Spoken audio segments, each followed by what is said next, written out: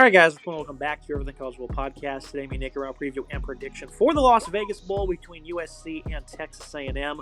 Aggies are 3.5-point favorites, 52.5 the total. Late start time here, 10:30 p.m. Eastern time, live from beautiful Sin City. Getting things started with the USC offense going up against the Aggies defense. USC this year, this offense was successful in spurts, but still less than 30 points per game. The top two offenses they played, though, they put 30 on in terms of Notre Dame and Penn State, two teams currently in round two of the college football playoff. So this offense has looked good at times, Nick, and other times it's not looked as great. Jade Maeva, they made the switch to him, leading to Miller Moss's transfer. He was playing good, but he wasn't great at USC. Got to be great, unfortunately, causes him to transfer out. Jade Maeva's been good, though. 7 touchdowns, 3 picks, 906 yards, 220-plus passing in 3 straight games. Thought he made some good plays against UCLA. Kept him in the contest against the Irish as well. He also has 4 rushing touchdowns on the year. And against Notre Dame, Nick, they played well on offense, had a chance to potentially tie it up or even win it late, and then he threw a pick 6, and then he ended up throwing another one there late as well. So a couple mistakes there cost him at the end, but Maeva, for the most part, for only playing a couple of reps this year, has played good ball and has stepped in against tough competition. A lot of transfers here in the receiving group. Zachariah Branch, Kyron Hudson, Deuce Robinson, they've all decided to go elsewhere. Makai Lemon, though, he's the top receiver on this team. He's staying around, 46 grabs, 665 yards. And then Jacoby Lane has 9 touchdowns this year. That's going to be the 1-2 punch. Kyle Ford, Lake McCree, these guys are all going to have to step up in this one. Their top player, Woody Marks, he's opting out for this game at running back. So they're going to be down to a third-string running back in Brian Jackson. What a good game against Notre Dame. Ended up rushing for 71 yards on 6 attempts. So this USC offense, Nick, Lincoln Riley, a very good play caller. The offensive line, they've been in better rhythm as the season went on. But going up against the Texas A&M defense, what might they accomplish where the Aggies are down their top 3 defensive linemen, and that might be major.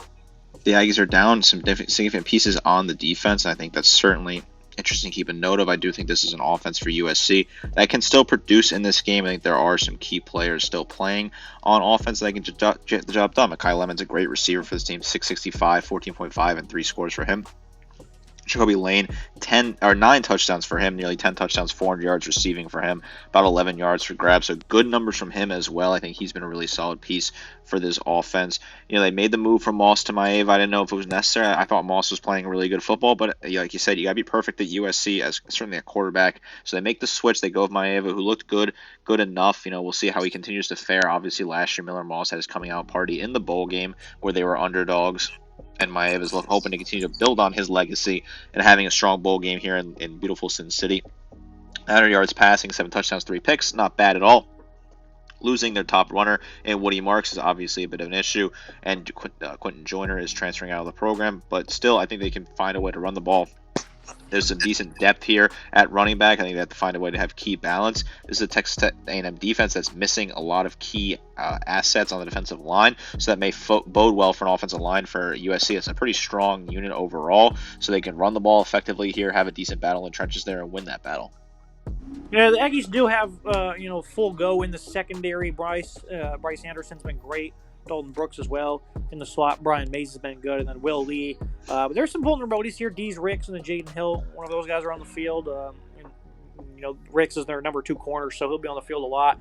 USC is going to be able to find matchups that are very favorable for him. Still an incredibly talented receiving group. And this rushing attack has been really tough to slow down this year of USC. Facing tougher opponents, they've done well. 197 on the Irish, 7 yards per attempt. Had almost 8 yards per attempt on Penn State. And against Maryland, we had less than 9. We had 81 yards because that makes a lot of sense. I don't know, Nick. This USC team is very strange, but against tougher competition, Lincoln Riley's been dishing up some masterpieces on offense. Haven't quite been able to get the job done. But here against the Aggies, it's a little bit watered down. Teron York is going to have to play big at the linebacking group. Of course, the guys around him will have to as well.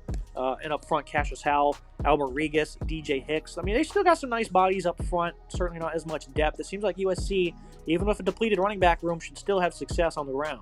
They should have some success on the ground. There are some solid pieces here. Howell and Regis are 2 good pieces. 35 total tackles for Howell, 8 tackles for loss, 3 sacks for him, 6 pass breakups. Regis, 6 pass breakups as well, 32 total tackles, 3 tackles for loss. While York, the linebacker, is a leader on this team, 75 total tackles, 9 tackles for loss, 2.5 sacks, 2 pass breakups, and a pick for him. He's a big key asset at linebacker. Want to see what he can do to lead this team. The secondary is mostly intact here, like you alluded to. This is a pretty strong secondary that had a decent enough season, in my opinion, against the pass. giving up about 225 yards per game through the air, about 1.3 touchdowns per game as well. So not a bad unit playing at full strength here. Can USC find a way to certainly exploit that? I think it's possible. This is a USC offense that even minus some of their better players is still a very talented bunch.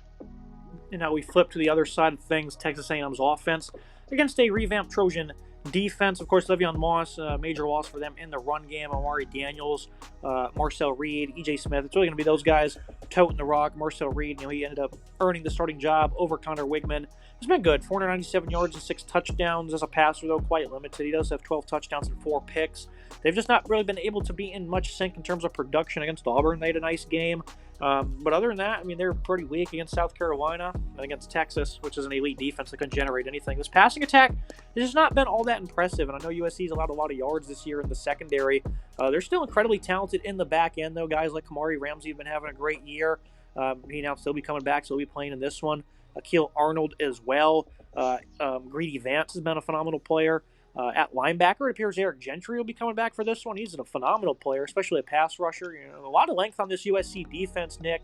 Guys like Noah Thomas, Jabari Barber, Jade Walker. I really thought this would be a better passing attack this year for the Aggies, and they just have not really shown it that much. And, it's going to be a run-heavy approach, but seems to be a lot of predictability here for Texas A&M.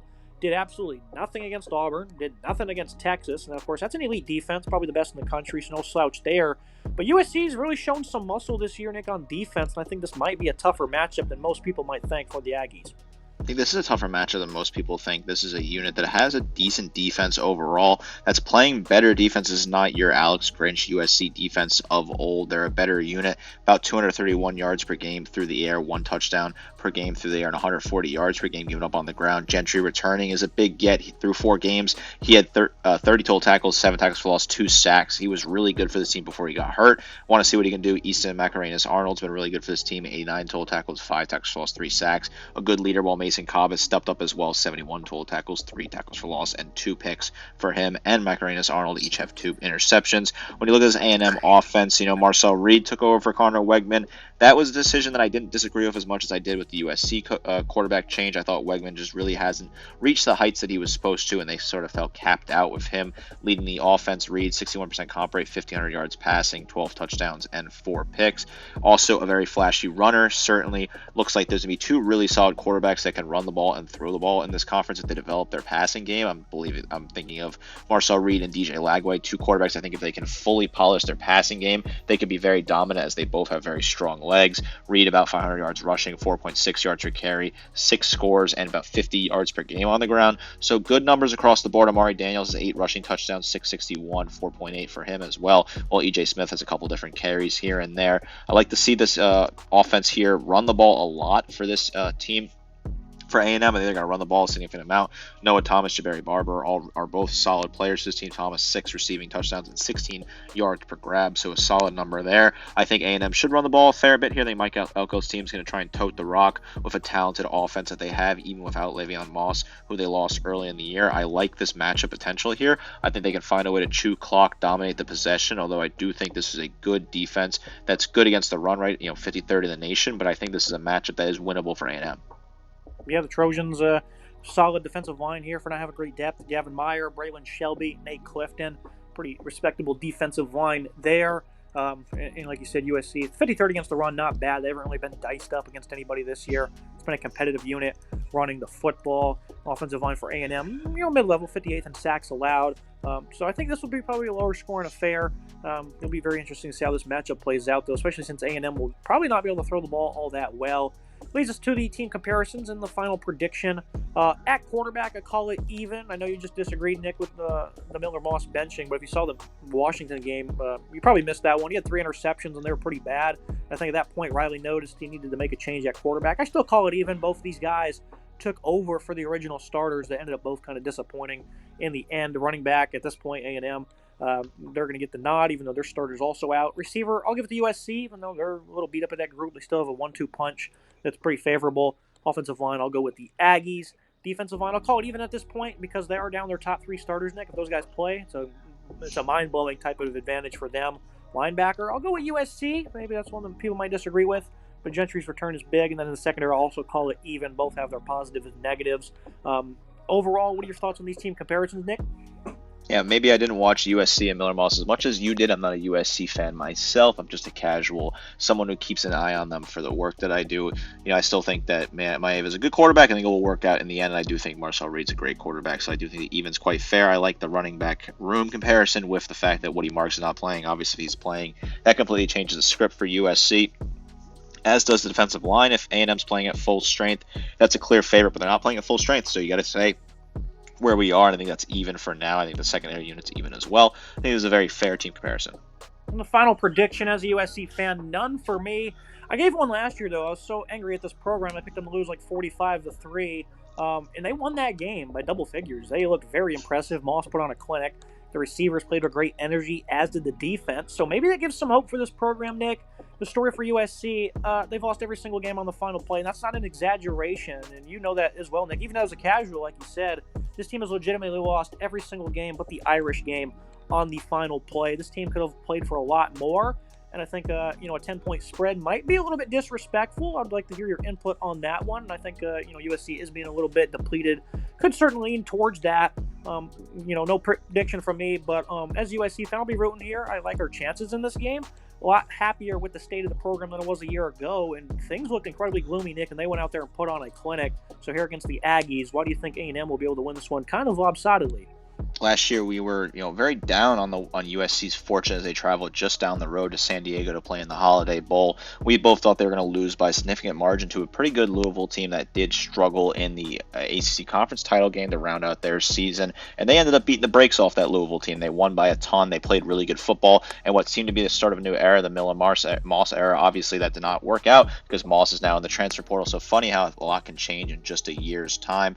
For me, they're not traveling very far. Again, they're going to Vegas, just down the interstate, similar to San Diego, maybe a little bit further to get out to Sin City. But I think this A&M team is playing with a little more juice. Yes, I know they had a disappointing end of their season, but I like what they have on the ground. I think Reed and Daniels are really well versed to attack this USC run defense. It's been a good unit, but I think there's an opportunity for them to have a weak spot here. Gentry coming back is certainly a big add, but in general, with the way that this looks, I think that USC could have a better day than what I'm giving them credit for. I think the defense is certainly questionable for A&M, but overall, losing a lot of different pass catchers for USC, also questioning how they're going to run the ball effectively in this game, losing their top back who had a lot of carries. That certainly concerns me in a game where A&M looks to be dominant on the ground and USC looks to be weak on the ground. I'm going to take the team that looks to be more dominant on the ground. I think A&M just has better fortune right now, trending in the right direction. I certainly wouldn't be surprised if I'm wrong in this situation. Low confidence points in this matchup for me because I do feel like this is a pretty close matchup on paper. I'm going with a bit of a wider score, but in general, I think I could see it being closer. An intriguing matchup going on late night in Las Vegas, certainly worth tuning in. A good bowl game between two high-key marquee programs in college football. Yeah, Miller Moss ends up transferring to that Louisville team. Crazy how it comes full circle nowadays in college football. That'll be it for today's episode. Make sure you guys like, comment, subscribe. See you next time.